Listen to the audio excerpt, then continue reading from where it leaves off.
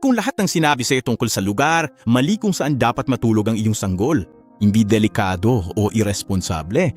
Ito ang nalaman ng mga researcher gamit ang mga sensor sa mga natutulog na sanggol.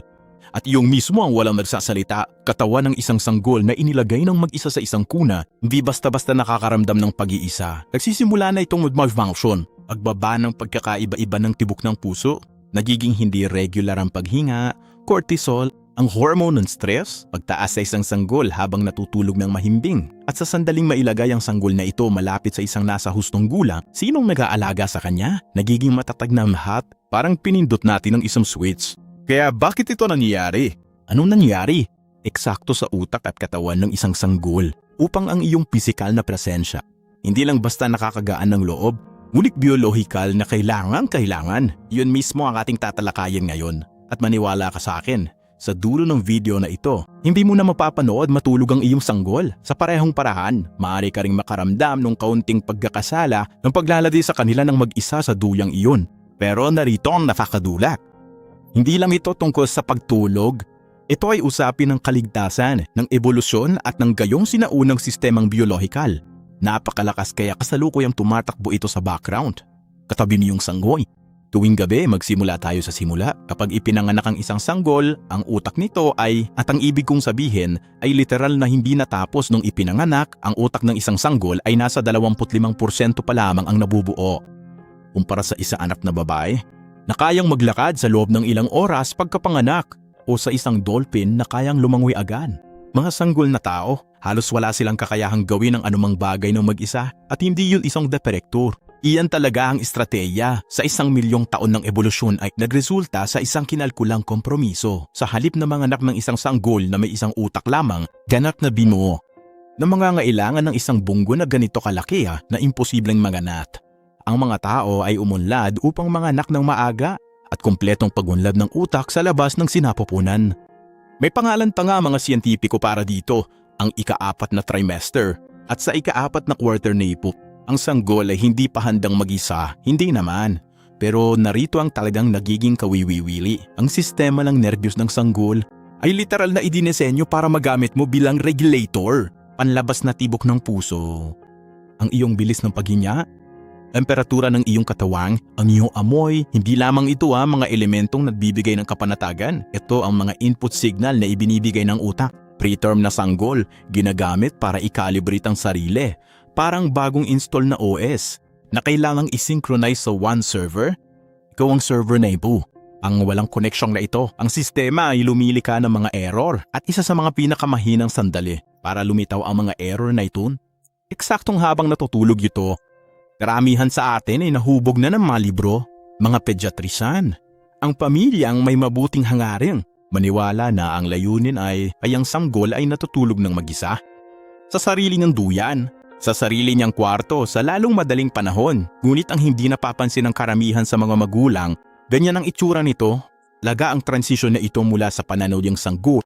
Noong dekada 1990, isang mananaliksik na nagngangalang Dr. Tiffany Field nagsagawa ng serye ng mga pag-aaral tungkol sa kawalan ng kontak sa mga sanggol. Ahanga-hanga ang kanyang natuklasang mga sanggol na nahiwalay sa kanilang mga tagapag-alaga habang natutulog, nagpakita ng pagtaas sa mga stress hormones sa loob ng ilang minuto. Hindi ilang oras, sa loob ng ilang minuto at kamakailan lamang. Sa pag-aaral noong 2012 sa journal na Maagang Pag-unlad ng Tao, sinuri ang mga physiological na tugon ng mga sanggol.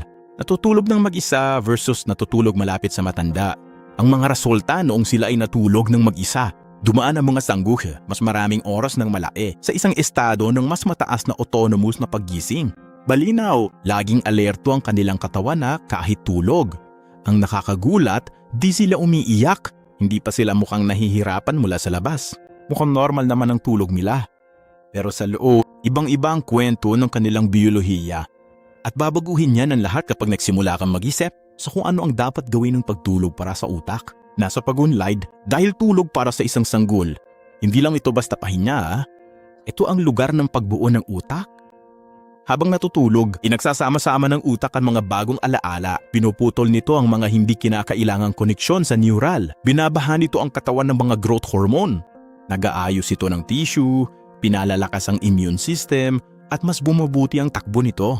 Napatunayang siyentipiko sa isang estadong mababa ang stress. Kaya ano ang lumilikha ng ganitong estado ng mababang stress? Sa isa sanggol, alam mo na ang sagot. Balikan natin ang napakahabang panahon. Isipin ng ating mga ninuno 200,000 taon nang nakalilipas sa savanna ng Africa. Walang kuna at walang baby monitor. May mga mandaragit sa kapaligirang ito. Anong ibig sabihin ng pagiging madisa ng isang sanggol? Wala sa pakikipag-ugnayan sa kanyang ina. Nangangahulugan ito na may nangyaring lubhang mali. Ibig sabihin niyan ay panganib. Kaya ginawa ng ebolusyon ng lagi nitong ginagawa. Nagbigay siya ng isang tugon sa pagkataranta, direkta sa sistema ng nerbiyos ng sanggol.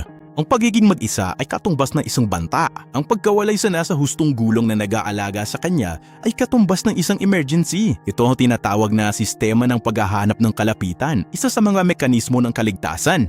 Ang pinakamalalim na nakatanim sa utak ng tao. Mga dekada lang pananaliksik tungkol sa pagkakabek batay sa mga gawa ni John Bowlby noong dekada 1950. Ulit-ulit ko na itong kinumpirna. Pero narito ang ikinamangha ng mga tao. Hindi alam ng sistemang ito na wala na tayo sa savanna.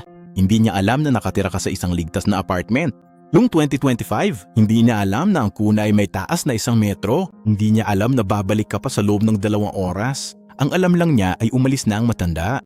Ang anib at ang tugon sa stress ay naa-activate sa bawat pagkakataon. Dito ito nagiging mas interesante. Mayroong 2 magkaibang paraan para tumugon ng isang sanggol sa stress na ito. May mga sanggol na agad na umiiyak. Malakas ang kanilang sinyalis, sinisiguro nilang babalik ta. Ngunit ang ilang mga sanggol ay tahimik at ang mga tahimik, ito ang pinaka nakakababahala sa mga researcher. Pag huminto magsinyas ang sanggol, hindi ito isang sanggol na kumalmala. Sanggol ito na natuto ng mga senyales na ito. Huwag magtrabaho. At kung saan ay pumasok sa isang uri ng shutdown mode. Biological. Stress pa rin, mataas pa rin ang cortisol. Ngunit tumigil na ang protesta. Hindi ito kalayaan, ibang bagay ito. Balikan natin ang biyolohiya ng pagtulog sa tabi ng iyong sanggol at kung bakit ito isa sa mga pinakamakapangyarihang bagay para sa pag-unlad ng utak niya. Narito ang isang konsepto, halos masyadong patula para maging totoo. Ngunit lubos na pinatutunayan ng agam, ito ang tinatawag na physiological synchrony. Kapag ang isang sanggol ay natutulog malapit sa isang matanda, sinong nag-aalaga sa ama? Lalo na ang ina. Nagsisimulang mag-synchronize ang kanilang mga katawan, magkatugma ang mga ritmo ng pagura. Ang mga pattern ng puso ay nagsisimulang magsalamin sa isa't isa, maging ang mga siklo ng pagtulog ay nagsisimulang magkatugma. Parang 2 metronome na magkatabi. Sa paglipas ng panahon, sila ay magkasamang lumalaban. At hindi lang ito isang magandang metapora. Ito ay sinukat, dokumentado, kinopya sa laboratorio, isa pag-aaral mula sa Bar Ilan University. Sa Israel ay sinukat ang pisyolohikal na pagkakasabay sa pagitan ng mga ina at sanggol. Habang natutulog, pakikipag-ugnayan kumpara sa hiwalay na pagtulog. Mga ina at sanggol na nasa manapit na pisikal na kontak. Nagpakita ng mas mataas na antas o kakahanay ng biyolohikal. Hanggang isang koordinasyon sa paghinga. Sa loob ng mikrosegondo, anong epekto nito sa sanggol? Ibig sabihin, ang sistema ng nerbiyos ng matanda ay matatag at kontrolado. Aktibong tumutulong upang maisaayos iyon. Hindi ganong matatag na sanggol, ang katawan ng ina, na kumpleto ang bahagiwan, ang trabaho ng utak ng sanggol na hindi pa ganap ang pagunlad. Hindi pa niya kayang gawin ito ng mag-isa, nagpapahiram ka. Literal na ang iyong nervous system para sa iyong anak. Habang siya'y natutulog, hayaan mo magtanong ako sa iyo ng isang tanong. Kung alam mo lang na nasa tabi mo ang anak mo, tulog ang gumagawa ng lahat ng iyon. Ayusin ang iyong puso, ayusin ang iyong paghina. Bawasan ang mga hormone ng stress. Mapabuti ang pag-unlad ng utak. Nahahalata nila? Iba gumigising sa kalagitnaan ng gabi? Iba ba ang magiging pananaw mo ripo? Ang ideya ng pagpapaiyak sa kanila, isa-isipang tanong echo. Dahil papunta na tayo ngayon sa bahagi, ang pinaka-controversial sa yaha. Pag-usapan natin ang pagtulog ng magkasama dahil pagdating dito, hati ang opinyon. Sabi ng iba, mapanganib ito. Sabi naman ng iba ay natural ito, pero marami ang nalilito sa totoong sinasabi ng agam. Kaya maging tumpak tayo, may pagkakaiba, isang mahalagang pagkakaiba sa pagitan ng pagbabahagi ng kama kung saan katabi ng sanggol sa pagtulog ang isang matanda sa pagtabi sa sanggol pero sa hiwalay na higaan. Ang American Academy of Pediatrics ay payo ang room sharing. Nang hindi nagsasalo sa kama, nang hindi bababa sa unang 6 na buwan at mga alalahanin sa kaligtasan na may kaugnayan sa pagbabahagi ng kama, ay tupho, lalo na kapag may kasamang alkohol o gamot, 1 litro ng malambot na dugo o isa matinding pagkapagod. Pero narito ang hindi alam ng karamihan sa mga magulang. Ang rekomendasyon ng Apple ay lubos na naimpluwensyahan ng datos, nagmula sa mga tahanan sa kanluran, mataas na kita, na may mga partikular na konfigurasyon ng pagturog, hindi ito dinisenyo para kondinahin ang paglapit. At narito ang kawili-wili, mga mananaliksik tulad ni Dr. James McKenna sa Notre Dame, isa sa mga namungunang eksperto sa mundo sa pagtulog ng pagiging ina. Sanggol, ilang dekadang pinagtatalunan ang tunay na tanong, dapat bang itabi ang mga sanggol sa kanilang magulang? Ang tunay na tanong, ganyang gawin ng ligtas. Ipinapakita ng pananaliksik na ito na ang mga ina na nagtapasusong sanggol na katabi sa kama sa ligtas na kondisyon sa kasalukuyan, ahanga-hangang physiological na pagkakasabay, nabawasang limit sa pagpukaw, at isang arkitektura ng pagtulog na kinokontrol ng bawat isa. Sa madaling salita, kapag ligtas itong nagawa, ang pagiging malapit habang natutulog ay hindi isang panganib. Ito ay isang tampok laman. Ang pangunahing salita rito, siyempre, ay kaligtasan. At doon nagiging practical na payo, kasing halaga ng agam. Kaya kung alam natin na ang kalapitan, tulong at nais naming manatiling ligtas, kung ano talagang hitsura nito sa totoong buhay. Una sa lahat, ang pagbabahagi ng silid ay sinusuportahan ng parehong agam at sa pamamagitan ng mga opisyal na rekomendasyon at lalagay ng iyong sanggol sa isang kuna o kuna, abot kamay ay nagbibigay sa kanila ng mga bentahe ng kalapitan. Nang walang panganib ng isang shared sleeping area. Ang malawa, mas mahalaga ang iyong amoy kesa sa iniisip mo. Ipinakita ng mga pag-aaral na ang mga sanggol na natutulog may one t-shirt, hindi nahugasan mula sa kanilang ina sa malapit. Nagpapakita ng mga antas ng cortisol, awasan at mas mahabang panahon ng tahimik na pagtulog, hindi mo kailangang makipag-ugnayan ng pisikal, magkaroon ng isang epekto. Pamatlo, ang mga bilang ng transisyon. Kung pumasa ka, sanggol mula sa iyong silid papunta sa kanya, bilis ng paglipat na ito, maaaring makaapekto sa bigat ng stress para sa sistema ng nervyos nito. Unti-unting mga transisyon, unti-unting ilipat ang duyan palayo. Tapos sa ibang kwarto, mga pagtatangka upang makagawa ng mas bayayat na mga resulta na biglang nagbabago. Pang-apat, magtiwala sa iyong mga likas na ugali. Dahil narito ang walang magsasabi sa iyo, ang pagnanais na hawakan ang iyong sanggol sa iyong mga bisig para mapalapit siya at makatulog sa dibdib mo. Hindi naman masamang ugali ang dapat ipigil. Ebolusyon yan na ginagawa mismo kung ano ang idinisenyo nitong gawin. Pero umatras tayo sandali.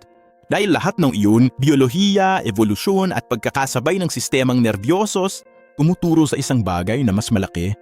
Ang ugnayan sa pagtulog ng sanggol at tagapag-alaga ay hindi lang tungkol sa tulog. Dito unang nabubuo ang koneksyon at tiwala, kung saan nagsisimulang matuto ang sanggol sa pinakasimpleng antas ng neurolohikal.